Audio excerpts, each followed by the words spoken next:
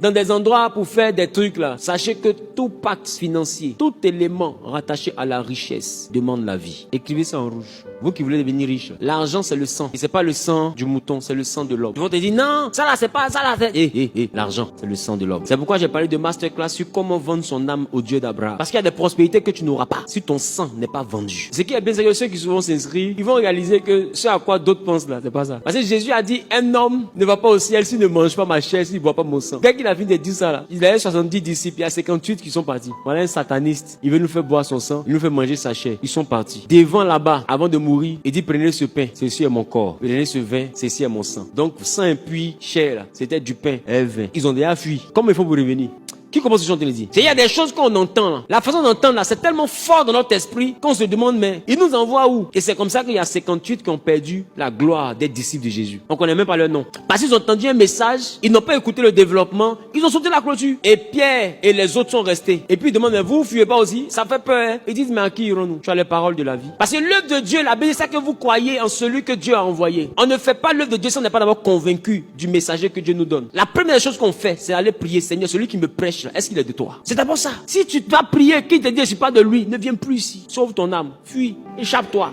Qui comprend ce que je suis en train de dire? Parce que Jésus dit vous devez manger la chair. Ma chair boit mon sang. Ils ont entendu chair, ils ont entendu sang. Ils ont sauté la clôture. Et puis il dit mais vous partez pas aussi? Ils disent mais à qui irons-nous? Tu as les paroles de la vie. Allons et ça. C'est pas chair, c'est pas sang. Allons-y. Il dit vous fuyez pas. Tu sais ça quand? Aïe. Parce qu'il a été Pierre n'en pouvait plus. Il a passé toute sa vie en tant qu'un vaurien pêcheur. Chaque fois qu'il lance son filet, les poissons fuient. Il dit mais il retourne, mais il m'a trouvé quoi dans le monde là-bas? Il m'a trouvé quoi? Mon filet est toujours vide. C'est un filet vide même que tu m'as croisé. Tu m'as dit allons en eau profonde. C'est à cause de toi il y a vu une grande pêche pour la première fois de ma vie. T'es parti où? Et si, c'est la chair? Jésus dit oui. C'est le sang? Il dit oui. Il dit voilà mon assiette.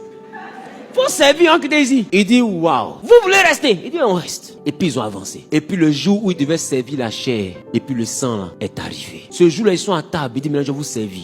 Il dit vous voyez ce pain là? On dit oui. C'est du pain? Il dit oui. Il dit ceci est mon corps. Puis il attrape corps là d'abord. Il dit vous voyez ce vin là? Il dit oui. Ceci est mon sang. Puis il attrape sang là. Et puis il demande à Jésus. J'étais là ce jour-là. C'est fini. Il dit non c'est fini. Il dit c'est moi qui étais prêt pour te manger hein? Et Dieu. Moi. On y était Pierre, il était prêt. Vous voyez qu'il dit manger ma chair, boire mon sang. C'est-à-dire que même si Jésus découpe son dos et puis verse comme ça, il est prêt à prendre, il va manger, il va boire. Il est prêt. Et puis il est là. Donc quand il donne du pain, puis il donne du vin, il dit ce n'est que ça. Il dit c'est tout. Yo, on a eu peur pour rien.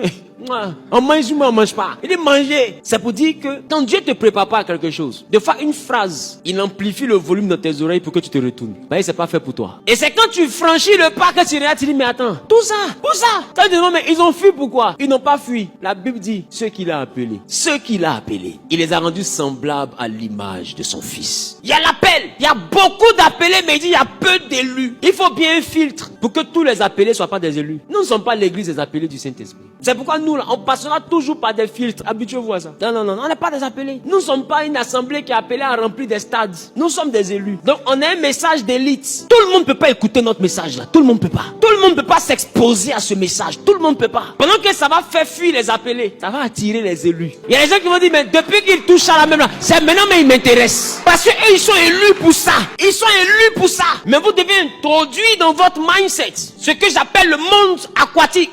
Est-ce que je parle à quelqu'un? Amen.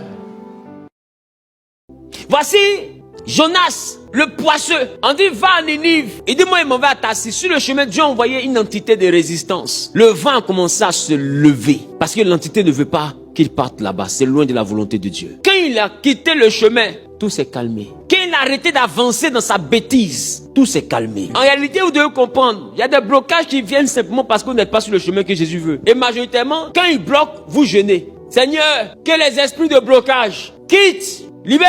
Non, Jésus, mais un esprit de résistance qui est venu te résister. Parce que c'est Jésus même qui l'a envoyé pour te résister là. Est-ce que le nom de Jésus peut le vaincre? Il va te dire, Jésus même que tu pries là, c'est lui qui m'a envoyé. Qui comprend ce qu'il dit? C'est pourquoi il y a des esprits que votre prière au nom de Jésus ne peut pas chasser. Mais c'est Jésus même qui les a envoyés pour vous faire échouer.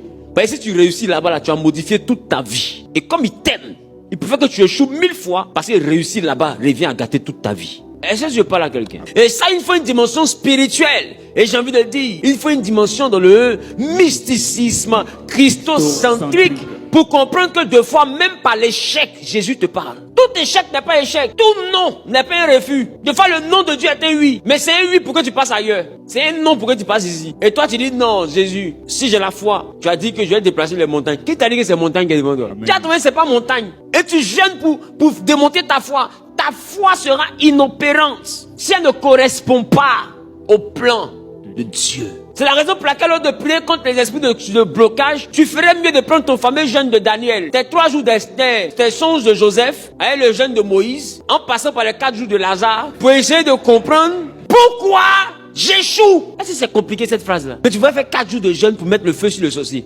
Va demander à Dieu, Père, pourquoi j'échoue? Qu'est-ce qui ne va pas? Tout est rassemblé pour que je réussisse. Pourquoi j'échoue? Parce que je sais que je peux échouer parce que Satan a mis sa main dedans. Je peux échouer parce qu'on m'accuse. Mais aussi je peux échouer parce que tu veux pas. Pourquoi j'échoue? Pour laquelle des raisons? Si tu dis tu échoues parce que Satan t'a accusé, dans ce cas, en son procès, j'envoie mon avocat. Et mon avocat, c'est Jésus. Il va défendre ma cause. Si j'échoue parce qu'il ne veut pas, dans ce cas, il n'y a pas procès. Je dois lui demander, mais si devenir douanier là, tu veux pas? Alors qu'est-ce que tu veux? Ben, Jésus dit, pas comme je veux, mais comme tu veux. Si moi je voulais devenir douanier, que tu as refusé, tu veux que je devienne qui? Mon fils, pas faire menuiserie. Seigneur, tu m'as bien regardé?